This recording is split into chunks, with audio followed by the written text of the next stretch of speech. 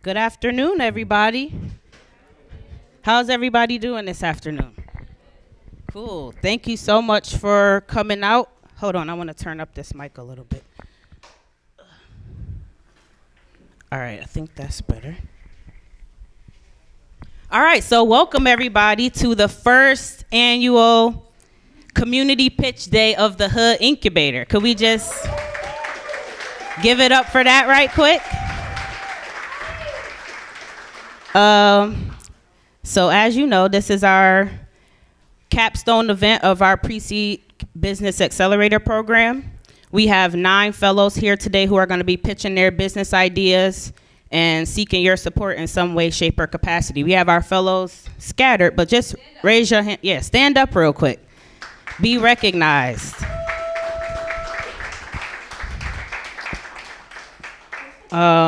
And yeah, we have a pretty full agenda. So if you guys didn't get a program, they're over there by the registration desk. It'll tell you everything we're going to be going through today. We have a couple keynotes. Obviously, we have the pitches, and then we just had some of our networking time, but we'll have a little more networking time at the end. But to just get us started, I want to give a little intro and overview of the Hood Incubator, what we do, why we exist, for folks who may not be familiar or just who want to hear more. So I'm Ebele. This is Lanese over here. We're the co-directors of the Hood Incubator. And our mission is basically to create meaningful space for Black and brown people in the legal cannabis industry. As we know, the cannabis industry is blowing up. According to ArcView and other market research firms, it's slated to be like a $20 billion industry in the next 3 years. But when you look at the state of the industry as it's moving from the underground to the legal cannabis industry, in Oakland alone, 77% of cannabis arrests, actually it moves around. Over the last 20 years, anywhere between 75% and 90% of cannabis arrests in Oakland were Black people. If you're looking at people of color, it's like 95, 96, 97%. White people barely ever get arrested for it, even though they're like 30, 40% of the city's population. So that's a huge disparity. But then when you look at access to business loans, access to VC capital, across the country, Black people get less than 1% of VC funds. White people get 87%.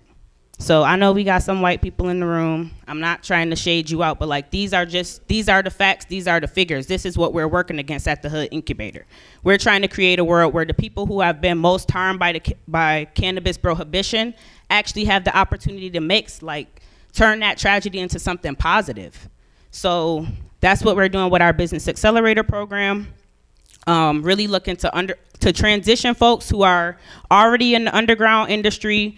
They already have customer base, they already have distribution channels. They may have sent their first kid to college off of their weed business. So now we want to help them maintain that economic foundation and even grow it even bigger by transitioning what they have into the legal framework as we move forward. So yeah, that's what we're all about. And Lanese, you want to tell a little more about specifically what our programs are and how we're organized? Yes, thanks, Ebele. Thank you, everyone, for coming out. It's really awesome to see the room so full. But how do you tackle all the problems, all the things that Ebele just mentioned? And so the way the Hood Incubator we have decided to tackle that work is we have split our work into 3 work areas: economic development, policy and advocacy, and community organizing. So our economic development work is split. We have 2 things that we focus on. One being this pre-seed accelerator that I'll get to in more detail a little bit later, but also job training and placement, understanding that not all people are going to be ready to be business owners and that we should still be able to capitalize and make sure that we have living wage jobs with dignity. We also do policy and advocacy, lobbying on the city, county, state, and federal officials and legislative bodies to ensure access for Black and brown communities. We've been active in the push here in Oakland for a meaningful cannabis equity program, and that was a big win through a wide coalition of people coming together to really stay on our elected officials to make sure that this was something that we want. Lastly, another thing that we'll be doing in the policy arena is the wins in Oakland are great, but Oakland is just one city, So we need to organize a statewide coalition, take this to the statewide level, so we can have this equity for more people. Because right now, the conversations that we're having in Oakland sounds very different than the conversation that our brothers and sisters are having in rural areas, and especially the ones that have recently been gentrified out of Oakland. I'm talking about the ones moving to areas that are cannabis hostile. Like I recently went through an experience that Merced, so you have to understand that we have a privilege of having this problem, and some people have some all other type of problems going on right now. And then the community organizing, right? If you're gonna really put the work in to help Black and Brown business people become owners, you really also have to help them make sure that they have customers, right? Besides the importance of building community and being in community, the legalization of cannabis didn't change racism, and some people might be, unlikely to buy their weed from somebody else, just as we might. We maybe haven't been going to dispensaries to purchase our weed. So it's a two-way street, but understanding that it's going to take education to combat that, to make sure that we are able, like Ebele said, people who were making their marijuana sales and able to feed their family and send kids to college, right? If their customers if their customers continue to not go with the customers that are the business owners that become legal, it's not going to, we need to transition customers at the same time, basically what I'm saying. And so we do that through our community organizing, in which we have health clinics, legal workshops, just member meetings, like breaking the stigma, just smoking weed outside with music on, laughing. That's political. And we need all three areas of this work in our communities to build the collective power that it's going to take for the Hood Incubator to be successful. So lastly, I'm going to go and talk about where are we all here today? What is the community pitch event? Well, first off, it's the culmination of our Business Accelerator program. It's a day where we introduce our fellows and their businesses to the cannabis community and to the larger Oakland community. For many of our fellows, it will be their first time experience a formal business pitch event. And also space for Black and Brown communities to learn about the traditional process of investing. Lack of access to information and spaces is a form of oppression. And through this event, the first community pitch event, the Hood Incubator aims to shift that dynamic. And as a whole, this event is educational as it highlights the practice of formal investment that up to now has not been highly accessible in Black and Brown communities.